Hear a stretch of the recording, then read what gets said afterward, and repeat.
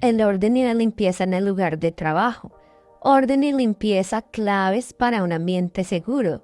Cada uno de nosotros puede mantener su área de trabajo limpia, pero se necesita un esfuerzo conjunto para asegurar que toda la planta esté en orden. No es solo una cuestión de apariencia, sino de seguridad y prevención de accidentes.